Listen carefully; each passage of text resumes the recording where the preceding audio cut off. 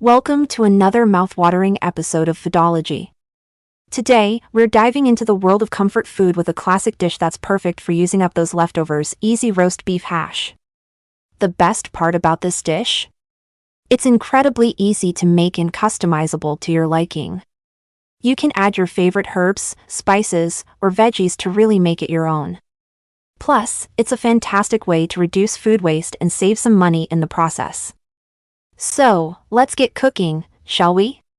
Here's what you'll need to make this delicious easy roast beef hash. Ingredients: a 1/4 cup peanut oil or any high smoke point oil for medium russet or Idaho potatoes, peeled and cut into 1/2 inch cubes, 1/2 sweet onion, chopped, 1/2 green bell pepper, seeded and chopped, 1/2 teaspoon kosher salt, 1/4 teaspoon ground black pepper, 1/4 teaspoon ground thyme, 1/2 cup beef stock, 1/2 teaspoon cornstarch, 1 teaspoon Worcestershire sauce, 2 cups cubed or shredded leftover pot roast. Now, the first step is crucial, so don't skip it. Soaking and rinsing your potatoes helps remove excess starch and prevents them from sticking together in the pan. Just let them hang out in a bowl of cold water for about 5 minutes, drain, rinse twice, and pat them dry with a paper towel. It might seem like an extra step, but it makes a world of difference in the final dish. Next up, heat that oil in a large cast iron skillet or nonstick pan over medium-high heat. You want it nice and hot before adding your ingredients. Once it's ready, toss in your cubed potatoes, chopped onion, bell pepper, salt, pepper, and thyme. Give everything a good stir to make sure it's all coated in that delicious oil. The aroma of those vegetables hitting the hot pan is enough to make your mouth start watering. Here's a pro tip for you: cover the pan and let the potatoes steam for about 10 to 12 minutes on medium-low heat. This little trick will help them get nice and tender without burning or sticking to the bottom of the pan. Once your potatoes are just shy of fork tender, remove the lid and crank the heat back up to medium. Now, it's time to get crispy. Use a spatula to flip everything over and let it cook undisturbed for 5 minutes. You'll hear that satisfying sizzle and start to smell the caramelization happening. Flip again, cook for another 5 minutes, and repeat one more time. In total, you're looking at about 15 minutes of cooking time for this step. Your kitchen will be filled with the most tantalizing aromas, and your stomach will be growling in anticipation.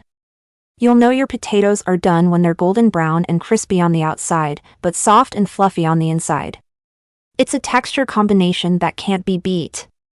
Now, in a separate bowl or measuring cup, whisk together your beef stock, cornstarch, and Worcestershire sauce until smooth. This little mixture is going to be the key to bringing all those flavors together and creating a delicious, cohesive dish. Pour the beef stock mixture into the skillet along with your leftover roast beef. Give it a good stir to combine everything and let it cook for a few more minutes until the beef is heated through and the sauce has thickened up nicely.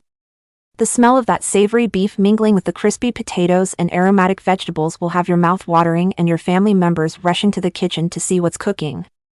And there you have it, a delicious, comforting meal that's perfect for any time of day. Feel free to get creative with your toppings. Some other great options include a sprinkle of shredded cheese, a dollop of sour cream, or even a fried egg on top for some extra protein and richness. If you're feeling extra hungry or want to round out the meal, you can serve this easy roast beef hash with a side of your favorite veggies, a simple salad, or even some crusty bread to mop up all those delicious juices. And if you've got a sweet tooth, why not finish things off with a tasty dessert like peanut butter mousse, gingerbread ice cream, or vanilla panna cotta with strawberries? The possibilities are endless, and there's no wrong way to enjoy this classic comfort food dish. Before we wrap up, let me share a few more tips and tricks to help you make the most of this recipe. Taste as you go and adjust the seasonings to your liking. Everyone's palate is different, so don't be afraid to make this recipe your own by adding more salt, pepper, or even some extra herbs like rosemary or oregano. If you're lucky enough to have leftover gravy from your roast beef dinner, feel free to use that instead of the beef stock mixture. It'll add even more depth of flavor and richness to the dish. Vegetarians in the house? No problem. Swap out the roast beef for some crumbled tempeh or firm tofu, and you've got a meat-free version that's just as tasty and satisfying. Want to spice things up a bit?